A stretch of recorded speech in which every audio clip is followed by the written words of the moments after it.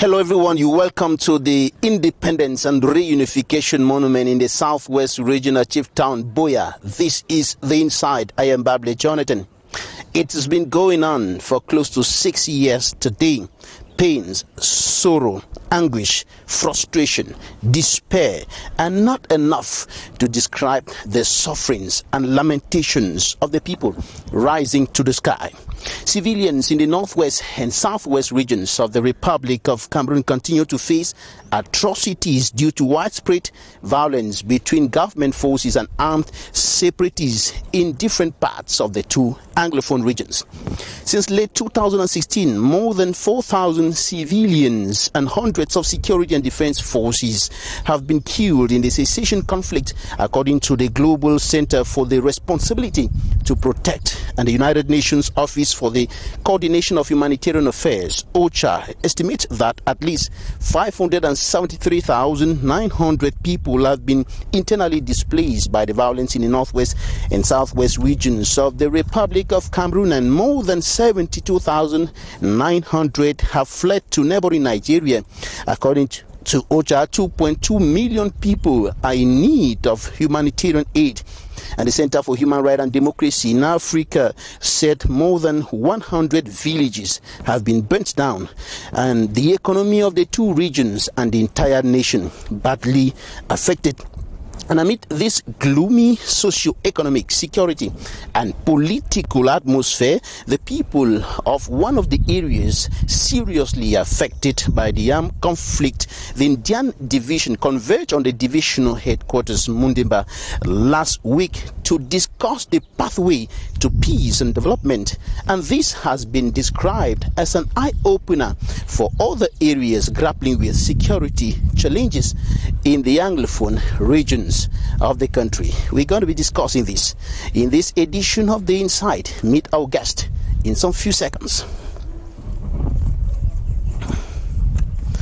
Our guest today is Senator Mbelamuki Charles, member of Cameroon's Upper House of Parliament, mayor of Buea from 2002 to 2013, former vice president of the Cameroon Football Federation, FECAFOOT, former Southwest FECAFOOT president, recently appointed vice president of the Cameroon Professional League Transitional Council, and he's also former section president of the Cameroon People's Democratic Movement, CPDM political party, and the youth wing of the party for the FACO division. Mr. Senator, you're welcome to the program. Thank you. It is a pleasure being part of this widely followed program on Equinoxe television. I come here with feelings and expectations of the people of Buea, and particularly the Southwest constituency in the Senate, which I do represent effectively and have been representing for the last 9 years. Where we are standing right now is a very historic and symbolic site for the whole country, the Republic of Cameroon. We are at the Independence and Reunification Monument. Tell us a little more about this as far as the history of the country is concerned. Well, I think I am privileged to have been at the center of the realization of this project, which was authorized by the head of state, President of the Republic, His Excellency Paul Biya, the eve of my departure to the Senate. We worked for it with the local administration and all of the concerned partners in realizing the project of the anniversary of our independence and reunification. It is a symbol of unity. It is a symbol of living together. It is a symbol of national unity. It is a representation of Cameroon's policy of peace, unity, and of course, national pride. That is the essence of this structure, and that is the meaning in it that warranted the head of state to move from Yaoundé to inaugurate this giant edifice, which has been attracting visitors to Buea, visitors to the Southwest region, and of course giving them a foretaste of what Cameroon is, what Buea means to the living together in this country and the policies of the country, the concept of national unity, which is well enshrined in the spirit of Boya, the legendary hospitality. And the volume and beauty of the monument speaks volumes of what it represents at a time when the very essence of the monument is seriously threatened, and this for close to 6 years today. Even those who are threatening the peace of this country believe in the message that is embodied in this very costly edifice, which has been popularly regarded as a monument in Boya. There is a message in it. The conception of this structure, this very, very beautiful edifice here, knew and reflected deeply after due consultation with the people of this community and the nation as a whole, and settled on one thing. Cameroon had reunified. Cameroon is independent. Cameroon is Cameroon. And each one calling himself a Cameroonian has a place in this country and must see himself as a Cameroonian and contribute in keeping Cameroon one and indivisible. That is the message. And I can tell you, those who have visited this monument have had their impressions on this country revived, enhanced, and of course brought them in a spirit of love for country and country first.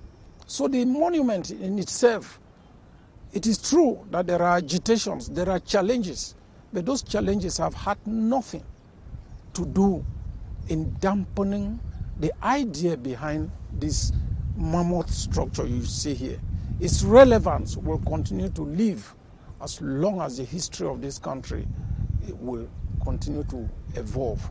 And I believe that the diversity in our country, the available resources of our country, natural and human resources, are all valuable in a way that they are reflected in the meaning behind this structure on which we are conducting this conversation.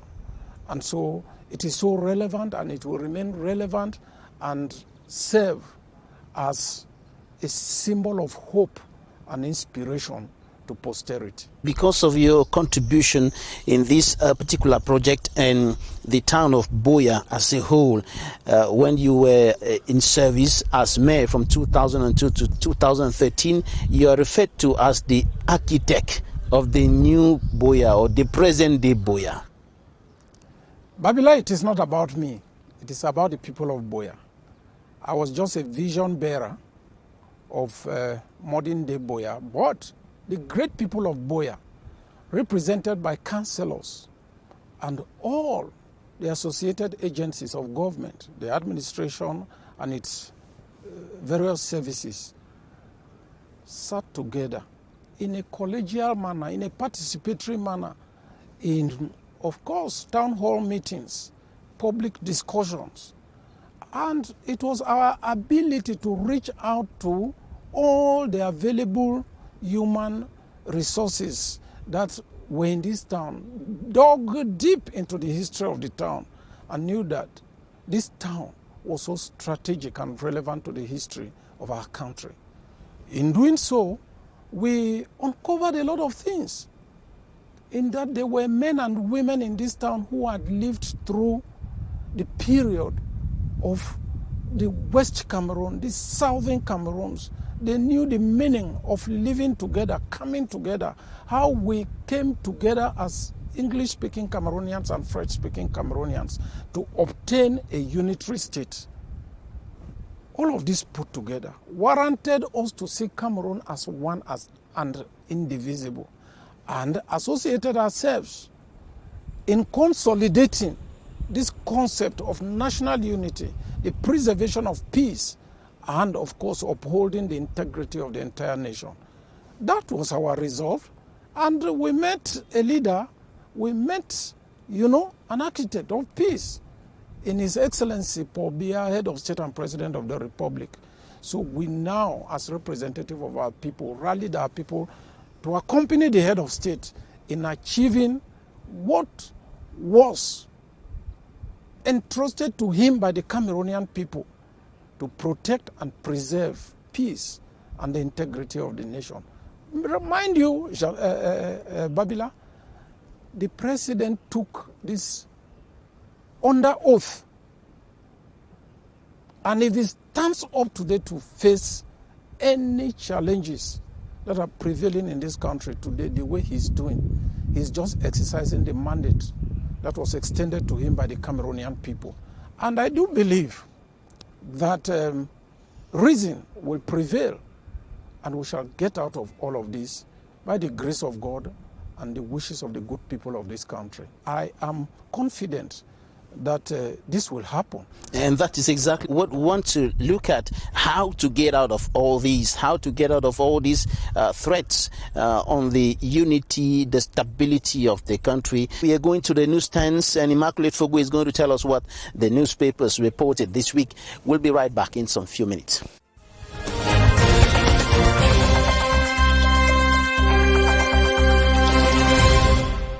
As reported by Newswatch, Separatist General Tryon C and 4 other fighters killed by the military in Dongamantun division of the Northwest region. The Guardian Post says armed conflict in the Northwest and Southwest regions, more separatists killed in battles with military. The Post reports all Dian Conference charts way to peace, development and progress. The Horizon exclaims, at groundbreaking conference, Dian people resolve to reinvent themselves. The Guardian Post questions what the Northwest and Southwest regions have benefited from Anglophone prime ministers in 30 years. The Post Weekender equally questions whether resolving the Anglophone crisis is Francophone elites blackmailing and pushing Prime Minister John Gute on another unrealistic venture. The Herald says during the 47th Assembly, Catholic bishops raised alarm over price hikes and social injustice. The Horizon exclaims, after United States grants TPS for Cameroonian asylum seekers, British Member of Parliament press for similar facility. Eden quotes the senior divisional officer of Fakot Division who says Limbe City Council is not a battlefield, while warning those creating unnecessary problems.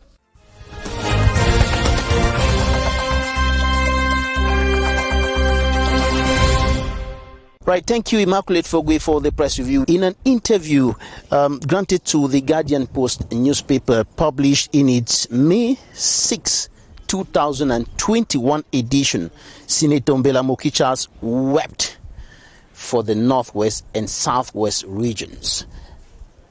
1 year has elapsed. Are you still weeping, Mr. Senator? Of course, as a representative of the people elected, I can tell you, Babila, I know what it means to represent a people. I've enjoyed the confidence of my electorate in several occasions, and I can tell you that I have gone through about 20 elections, and in 19 of them I came out victorious. Given all of that, I believe that I have every reason to share with my people in times of joy and in times of sorrow, in times of misery and in times that are cherished by the people with reference to what is good amongst us. But before I get on, let me paraphrase the former American president who had said, there is nothing wrong with America that cannot be made right with what is good in America. I want to say that there is nothing in Cameroon that is so bad that cannot be made good with what is good in Cameroon. It has been a very difficult time. Difficult, almost 6 years of what others qualify as a struggle. Others have a right to look at it from any angle that they wish to. But I will want to say that this is a time that calls for love for country and love for one another. The Holy Scriptures summons us to do unto others as we shall love them to do unto us. It is time for us to look at each other with love and talk love with one another. And know how it feels if you hurt the other by causing the death of a loved one, by engaging an entire community on a path of misery, destruction, trauma, and humiliation. That is what we are facing today.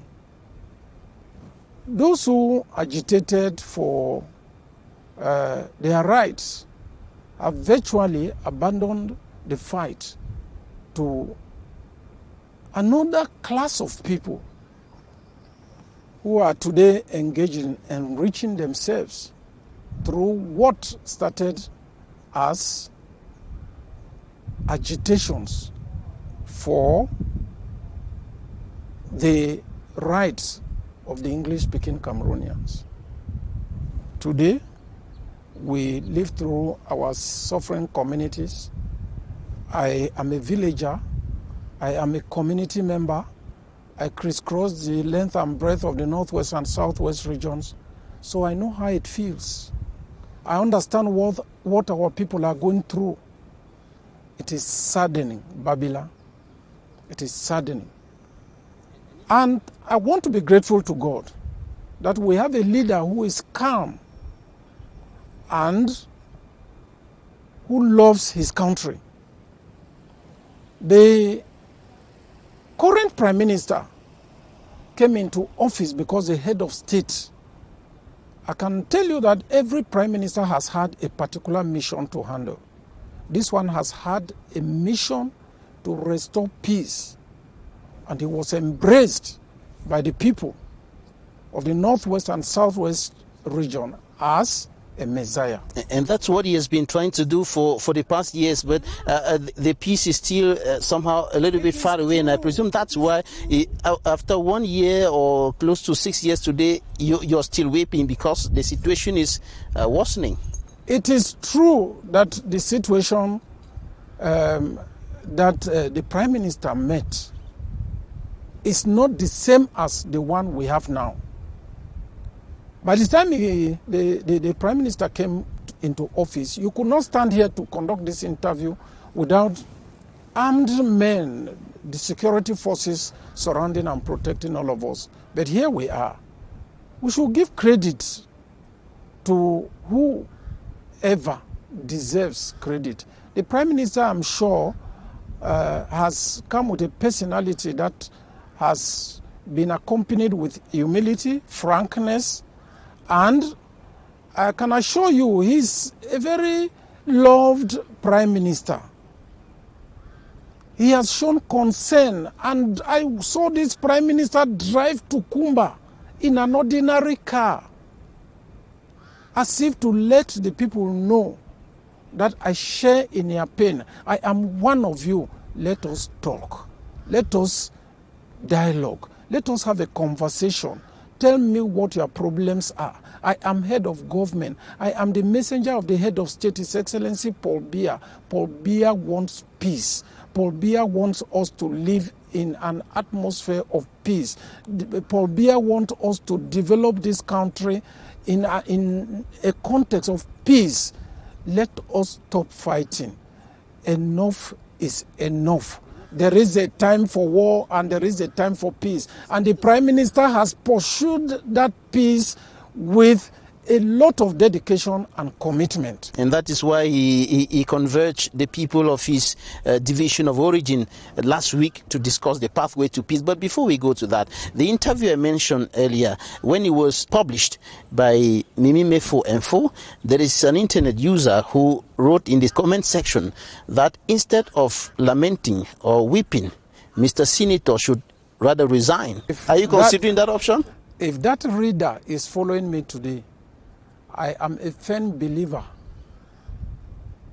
of this statement that quitters are losers.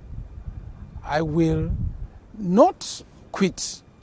I will prefer to perform the duty that I accepted to perform when the people of the region voted me to go to the Senate. I have articulated their concerns. I have highlighted their problems. And I have been always engaged in seeking solutions to all of these problems. The challenges are many. It is true that so much has been lost, but we shall also be doing good to our people if we start thinking of recovery, if we start thinking. And I think that is why the Prime Minister went to Ndian. He's been moving through Bamenda, Boya, Kumba. He's been on the ground. This Prime Minister has come out of his cozy office to say that here I am, a messenger of the head of state, a servant of the nation, one who is prepared to work for peace, to work with you, to achieve what is necessary for this country at a time like this, in a time like this, and for a people like you. That has been the message. And if you visit the Prime Minister, if you talk with the Prime Minister, you see, before, we never had meetings with the Prime Ministers to discuss issues, related to this problem. Since when these problems began. It was like some were afraid of certain group of people and so on. But I saw a Prime Minister who brought even radicals on the table. I was present. We shared, had exchanges. He is a good listener. The discussion was one that had components that are relevant to the attainment of peace in this country. Mr. Senator, from your point of view, from your standpoint as someone who has a mastery of grassroots politics, these efforts have been going on. The Prime Minister, the former Prime Minister, the head of state, everybody talking, going to this place or the other one in the northwest and southwest region. Why are these efforts not restoring the needed peace? The conflict still continues. We should be able to admit that the situation is getting better. There are pockets of resistance here and there, but we should be able to admit that something is happening and continue from there. Something is happening. Yes. The situation is getting better. The situation is getting better, 6 I can admit. Regional delegates kidnapped, 1 killed. To today, the rest, nobody knows what's happening with them. The regional delegate of the penitential administration for the Northwest killed with 3 other Babila, are you saying that we should surrender? Are you saying that a lot of things like this are you happening? Saying that the government should surrender of Ekondo Titi killed, the mayor of killed, and all of these things. Are you saying that we should surrender in the face of all these challenges? I say no. It is unfortunate that all of these happenings have taken place. It is sad. I share in the pains of those who lost their loved ones. I share with those communities that faced all of these difficult moments. And that has been the message of the head of state. It has been the message of the Prime Minister. And we must all be so focused on the path to peace. Those happenings will not deter the efforts of this government in the search for peace. We must continue. And we must invite everyone, so everybody has something to offer. My experience in living on the ground, in staying where I am staying, where most people call ground zero, is that some people, some individuals, call them what you like, have been making huge profits and benefits from the ongoing crisis, and even secretly obstruct government's efforts in reaching out to the point of attainment of peace. Some civil society leaders are saying that some of those people you are referring to are in government. Of course, that is what I am saying. That is what I am saying. There are people who will not easily want this problem to end. Of course, it enables them to remain in their positions of authority. It enables them to consolidate their stay in their advantaged positions. And it allows them to reign as authorities. And so they will do everything to block the path to peace. And why would the head of state not get rid of such people, such people who have become obstructions to the way of peace? In leadership, the head of state has taught us to know that the government may act slowly, but it will certainly get to where the solution to such behavior can be found. The head of state, well, the head of state in his wisdom is going to decide. Let's wait and see. I have confidence in the head of state. I trust the man I have accepted to support and serve. He will certainly respond, and respond adequately in a manner. You said in that interview with the Guardian Post that I mentioned earlier that some degree of autonomy has been given to the two English-speaking regions, but there are still people pulling the strings, pulling the ropes from behind. Well, is that the problem that is hindering the restoration of peace and normalcy in these two regions? The head of state thought of all of these reforms as a response to some of the agitations that were coming from the English-speaking communities of the Northwest and Southwest regions. Implementation, certainly, human habits sometimes are difficult to control. And some of those bad habits die very hard. But I can assure you that someone at the center of the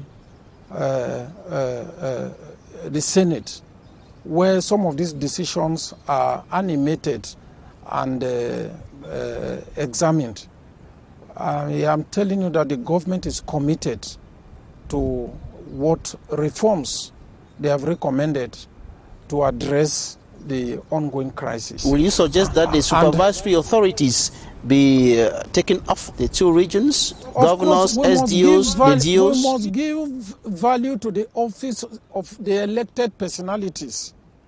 These are the representatives of the people. They carry with them the hopes and aspirations of the people.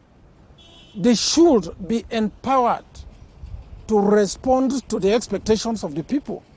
They should have no obstruction. The appointed officials have been appointed for particular reasons. They should end at what the mandate of their offices end. But some of them have been overzealous, and they have gone beyond. You know, Babila, there are people in this country who manage their offices patronizingly as if Cameroon is their private property. No. We should understand that this nation called Cameroon belongs to each and every one of us. We have one leader, His Excellency Paul Biya, head of state and president of the Republic, who has a mandate to command the country. It is not because you are appointed to represent him that you should sit on people and ride on them like horses. That is not the way to go about it. There is a national cake that was once baked by every Cameroonian. We have a responsibility to ensure that it is shared equally to every Cameroonian, so that these voices that cry out there amongst the suffering Cameroonians can for once be silenced, because there should be a rational distribution of the national cake.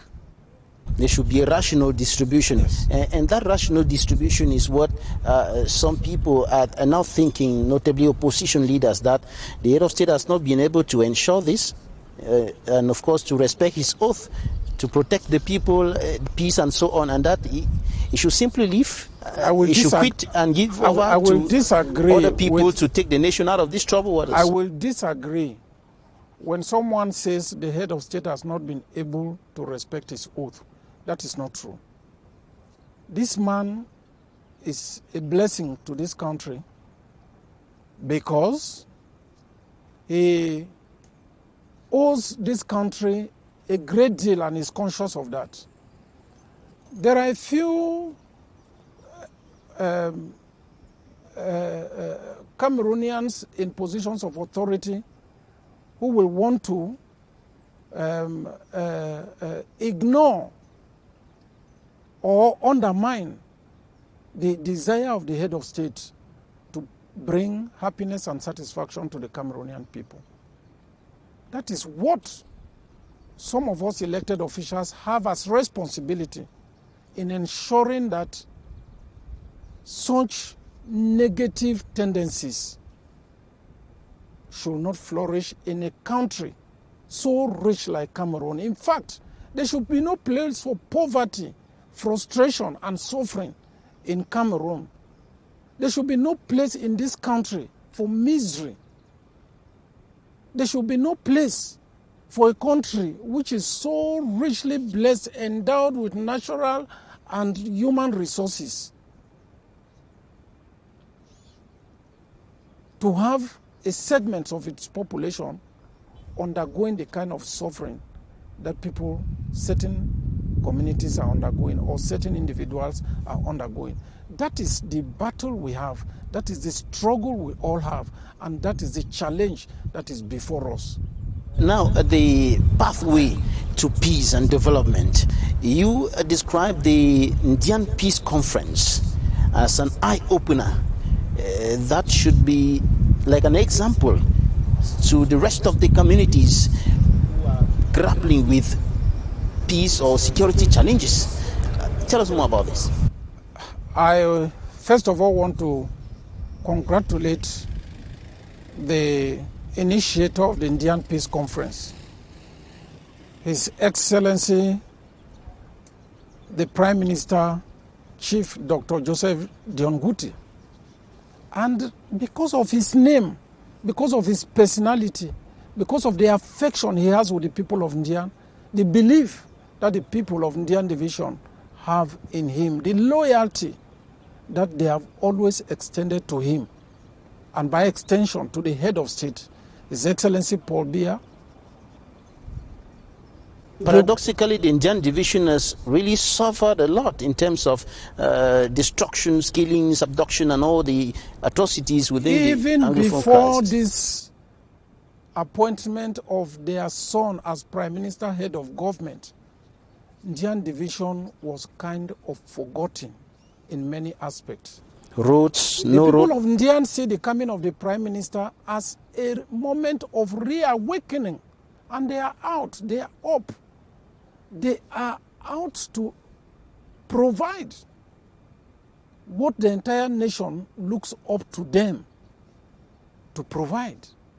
And in providing all of this, they thought of it with their son to assemble, to reason together, to work together. For, mind you, don't forget, the price that Indian Division has paid in this saga, ongoing saga, has not been paid by any division in this country. The strategic location of Indian Division is so vital to the economic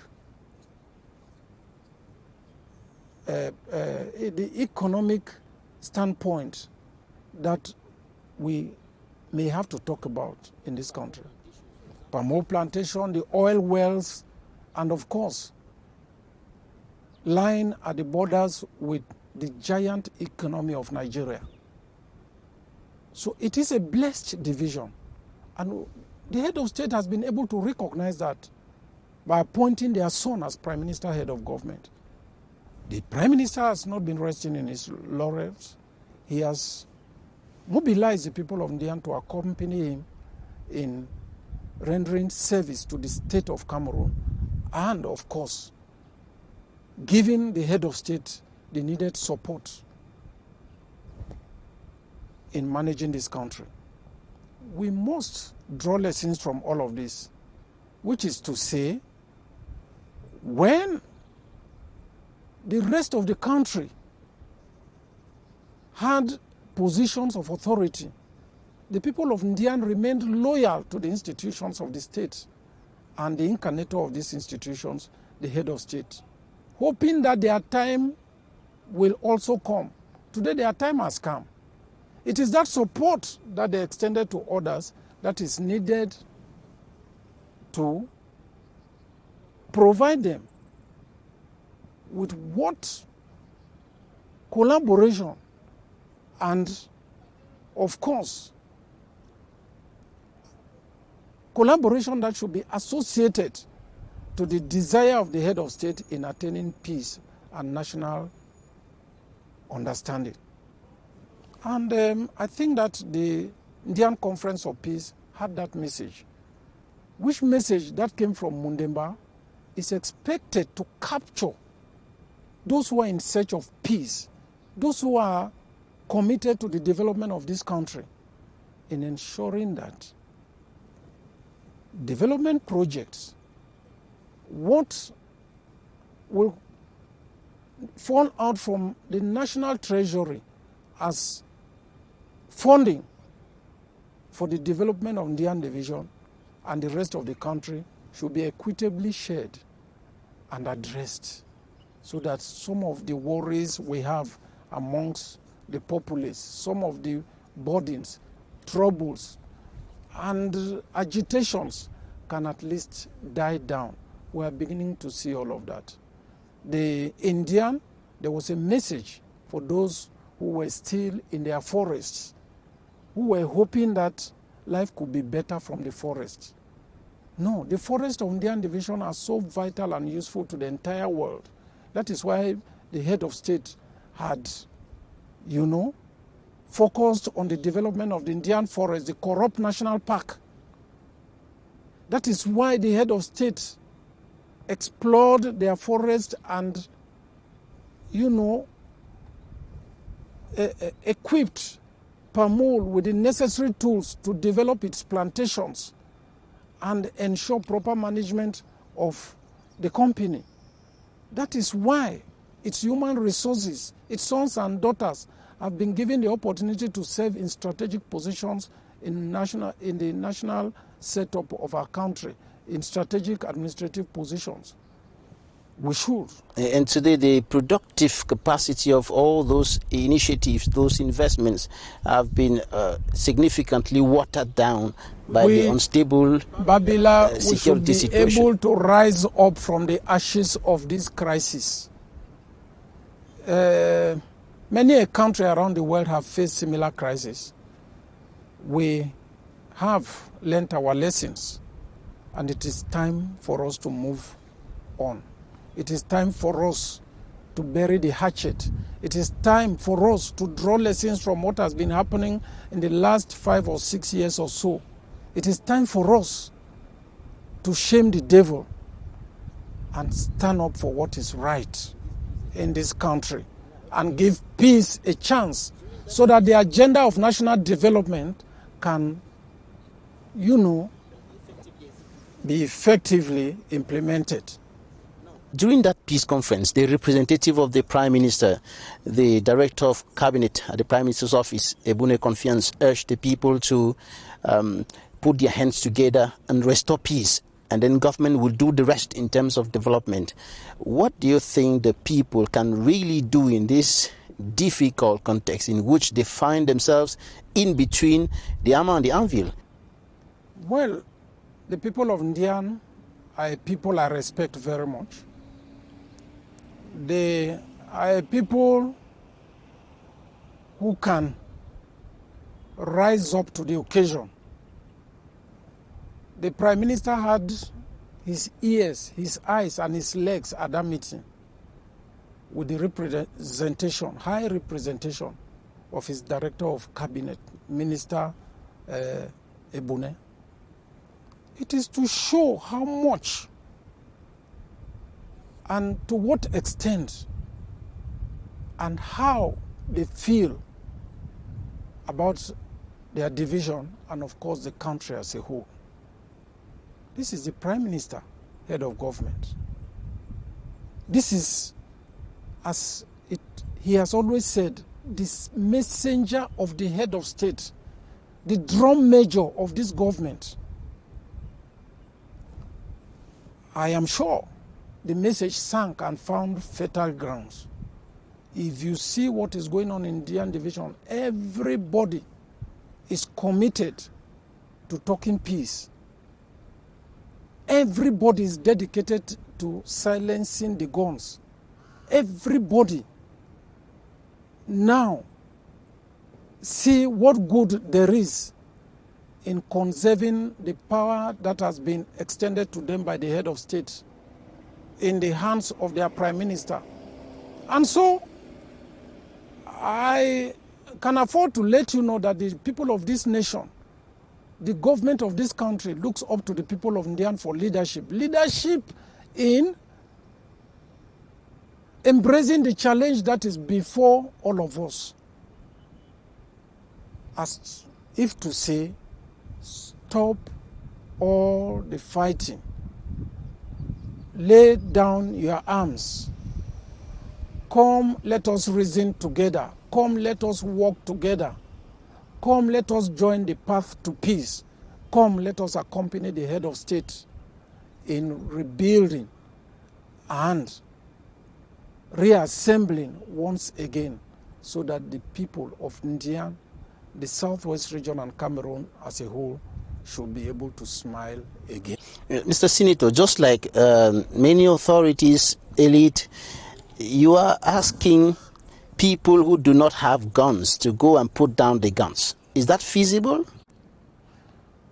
Let me say that, Babila, guns don't end a war. Dialogue ends a war. There is a national conversation that has been instituted by the head of government, the Prime Minister of this country. He talks to people. He shares love with people. He has a magnetic personality. His simplicity, his humility, those are qualities that are needed in a peace crusader. And I think that is what our Prime Minister carries. And it has attracted and humbled even the radicals who, each time he comes out, they come out to him as a way of surrender. Though many of them are still in the bushes now. Of course, it is certainly not going to be done in one day. It's no doubt. There's no doubt that all the people in the Northwest and Southwest regions love peace. Everybody wants to be at peace. But asking somebody who is not having a gun to go and face somebody who's carrying a gun and who's not ready to listen to whatever, is that not similar to a suicide mission? Is that not similar to sending him to go and die? You don't need to carry a gun to make peace. There must be one that has no gun to tell the one that has a gun to lay down the gun. And that is what the Prime Minister has been doing. At the expense of their own lives? The Prime Minister did not carry a battalion to Indian.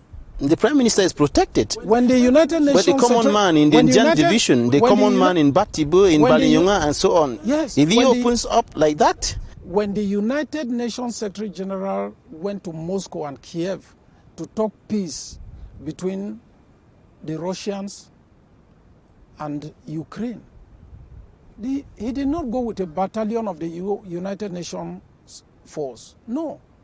He went as an envoy of peace. When church leaders go to talk peace, they don't move around with guns. These are God-fearing people. The people of the Southwest region are people who love peace. But Mr. Senator, you certainly know that yes, there are people who have been either abducted, tortured, killed, maimed because they asked children to go to school, because they asked the guns to go down, because they talked peace, and they became tagged as blacklegs. We want to acknowledge that all of this has been happening. But because we are lovers of peace, we are not going to relent. I will go back to the scriptures. Jesus Christ saw all of those who had swords, those who even cut off his followers' ears. He picked the ear and put it back. Humility, honesty, love, frankness, all these qualities that are in the Prime Minister can disarm the most radical, just as Jesus Christ did. When pastors are talking, they don't talk with guns. Look, I am a Presbyterian. My moderator preaches peace, not with arms and armies around him. The church is engaged in disseminating the message of peace. We must learn from that. And that is what is the characteristic of the average Southwesterner, which is I am talking about the people of Indian Division. They were tasked to take a risk for peace. And I do believe that message of peace will be conveyed to those who have been spreading mayhem, disorder, and killings in Indian Division. I believe. How is that conference, that peace conference of the people of Indian Division, an eye-opener to all the communities grappling with security challenges? The successful holding of that conference alone can be measured as a huge success. So if Indian Division could do that, can go that far, can afford to talk, engage in a conversation with those who are in the bush and those who are agitated, those who are advocating for what is impossible. In fact, this is another option. We should carry forward this conversation to the rest of the country. We should be able to spread this conversation to the rest of the country. To the north, where the Boko Haram is spreading terror in that region of the country.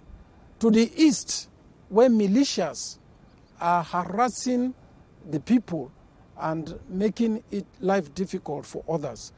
This message should go to the hinterlands of the northwest and southwest region.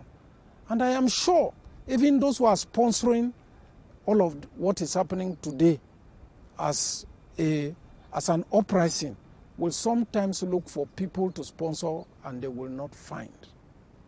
Those who are promoting what is going on so that they should reap benefit from all of what is happening will not be able to find people to use in their demonic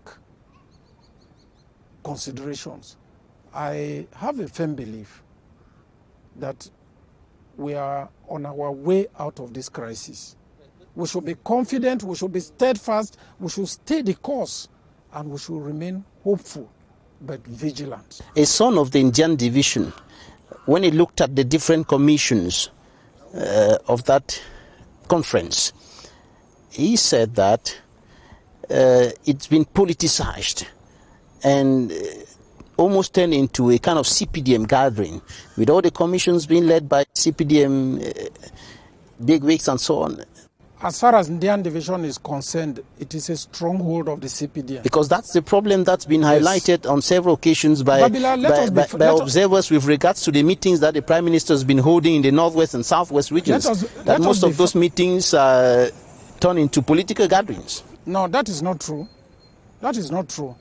I participated at dinners at the Prime Minister's residence from where this conversation, this new brand of conversation that is highlighting started from. In those conversations, we sat together with members of parliament from the Southwest who came from the SDF, from the UPC, who are accredited representatives of their people. So you cannot say it is CPDM. It started from its residents like that. But when it goes to the ground, you can't go to a community that is largely or almost completely CPDM and ask them to create an opposition because you say you want to dialogue. Let us be realistic. There are sons of the area who are from the opposition, like the first vice president of the STF, Honorable O.C. Joshua, and many others who are there. If you want to talk about O.C. Joshua is a representative in Littoral Wuri division. He's a son of the Indian division. He is a son of the Indian division. If he has to speak for the people of Indian division, he must be mandated by the people of Indian division. His mandate is in Littoral. As far as Indian division is concerned, Indian division is CPDM. Its mayors and all the legislators of Indian division, including their prime minister and other members of government, ranked like those who are ranked as members of government, all belong to the CPDM. If an observer came from, if anybody wishes to talk on anything against what happened in Indian division, he would have come to that meeting as an observer, and I'm sure the people of Indian would have recognized him as their son and given him a role to perform. It is not to talk from outside. Why are we always criticizing? Why are we always pessimistic? Whatever the case, whether it was a CPDM gathering or not, it was a peace gathering. It was a conference to talk peace. And you think that it should be extended to the other divisions. How can this be done? And what impact do you foresee if this was to be done anytime soon? Babila, again, I will want to draw inspiration from what someone had said before. It is a very bad thing not to be part of a good idea. If we see what is happening in Indian division as a fallout from the Indian Peace Conference, we should be honest to say that it is a good idea and we should be part of it. Let us export it out of Indian division. Let us sell it. Let us, go out and spread the message of peace, drawing lessons from what the people of India have done. In fact, I'm sure the Prime Minister is a Prime Minister of the entire nation, head of government. He will certainly make recommendations to others to copy as an example this good practice that took place in Indian division. The concept of peace warrants that lovers of peace should be incorporated in a spirit of togetherness.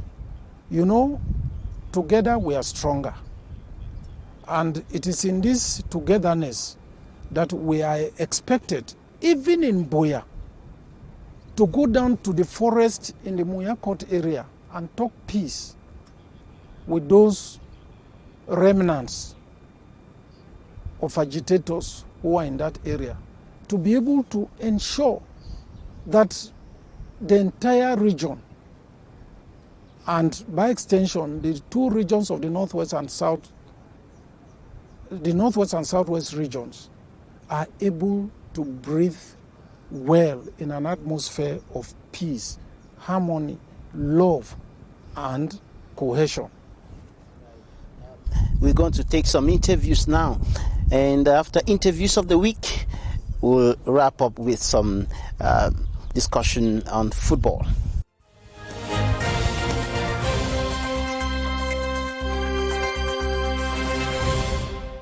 for quite some time now, Nigerian division has been the center of a lot of atrocities, killings, and you can name the rest, kidnapping and so on, due to the prevailing socio-political crisis. It would appear, if one were to make an assessment of the people who have suffered most, it would be very certain that the conclusion will be the people of Equinoxe on Nigerian division as a whole. And so we thought it was therefore time for us to come up and talk peace, because the crisis has actually stagnated development in Nigerian division more than one could have imagined.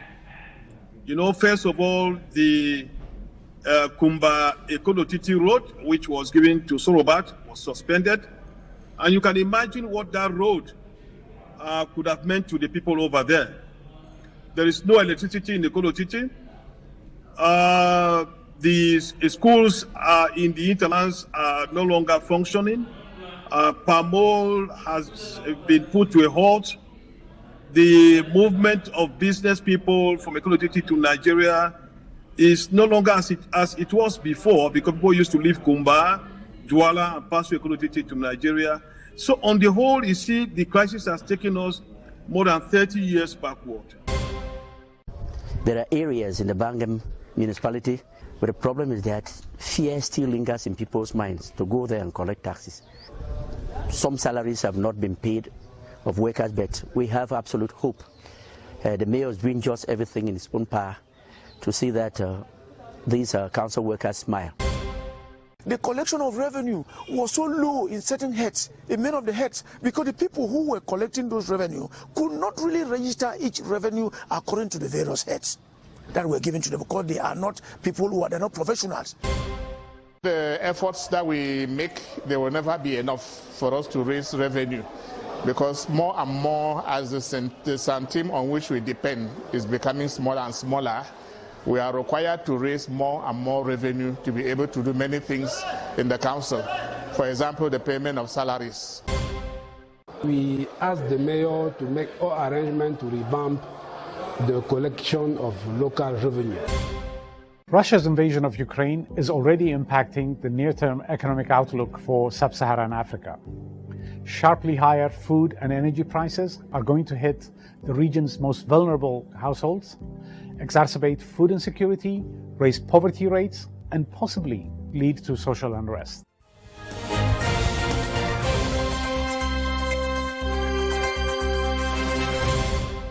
You welcome back. Those were interviews of the week.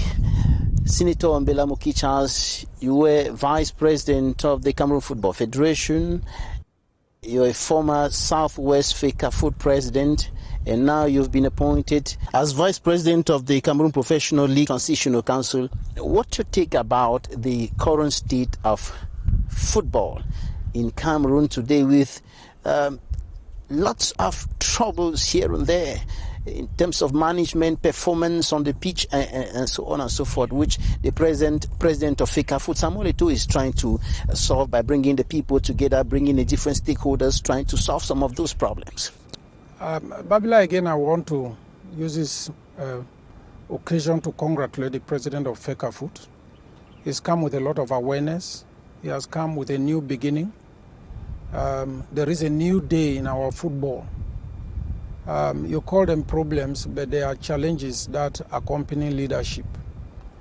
But I want to be frank in saying, from my experience, I've been president of FECAFOOT for the Southwest region for so many years, and there were glorious moments that led me to the vice presidency at national level, and today vice president of the Transitional League of Football in this country. It is not my earnest desire to remain in football forever. Sometimes you have to quit and allow space for others to emerge. And that is what I've done. I am purely in football today in an advisory capacity, not as an active manager of football any longer. Far from it. I think that Samuel Eto'o is coming into the scene and in the leadership of football in this country is a huge paradigm shift that requires that Cameroonians of goodwill should accompany him, repair that which has been damaged in our football. It is a new day, as I said before. If you say there are problems, I say there are challenges. The 2009 camp that has been challenging the authority of Samuel Eto'o has assembled already at a meeting that I personally chaired in Yaoundé, with about 92% of its members saying, let us bury the hatchet, accompany Samuel Eto'o in ensuring that our football knows some harmony, some peace, and delivers on what Cameroonians expect from our football. You can see the results. We are in the World Cup. We did so well in hosting the Nations Cup. The head of state congratulated the football family and Cameroonians as a whole in ensuring that that huge jamboree went on well and was appreciated by football stakeholders around the world. Today, we are carrying the flag of this country to the World Cup. We need to congratulate the leadership of Fecafoot and associate ourselves to what Samuel Eto'o and his team are doing for our football in this country, so that the young men and women that are in football can make a living through football and at the same time bring pride to this country through the support that will give them in their... As Vice President of the Cameroon Professional League Transitional Council, you and your collaborators are charged with the responsibility of restoring the nobility of football in Cameroon. I like that statement. How do you intend to do that? Oh, well, we are moving on, and we are having the needed support from the President of Fecafoot, Samuel Eto'o, and of course the government of this country. The Prime Minister, head of government, Chief Dr.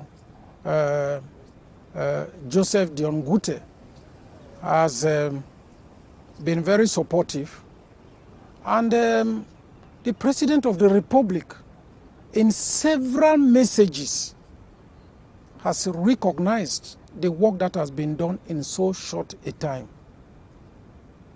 With all of this, Babila, I want to guarantee and assure you that there are brighter days ahead in our football. And by the grace of God and the wishes of all of you who are stakeholders in the game, we shall bring what football is supposed to bring to this country. Harness all the talents, mobilize the supporters, and provide, of course, the enabling environment for our football to flourish again. The Indomitable Lions have a Cameroonian as head coach, Rigobert Song. What do you think about Rigobert Song? Oh, the first steps he has taken have been very useful steps, and the results are there. Let us give him a chance. Let us support him. Let us help him, and let us accompany the vision of the head of state for our football in this country. Senator Mbela Mukicha, as member of Cameroon's upper house of parliament and mayor of Buea 2002-2013, former vice president of the Cameroon Football Federation, Fecafoot, former Southwest Fecafoot president, and recently appointed vice president of the Cameroon Professional League Transitional Council, former section president of the CPDM and YCPDM for the FACO division. Mr. Senator, thank you for your time. It has been a pleasure being with you, and let me use this opportunity in congratulating Equinoxe for their role and services to this beloved country, informing, entertaining, and of course, dealing with national issues to better the life of Cameroonians. I thank you very much. Hope to see you again some other time. Thank you. Thanks, ladies and gentlemen, for staying with us. That's it for this edition of The Inside from Buea. Goodbye.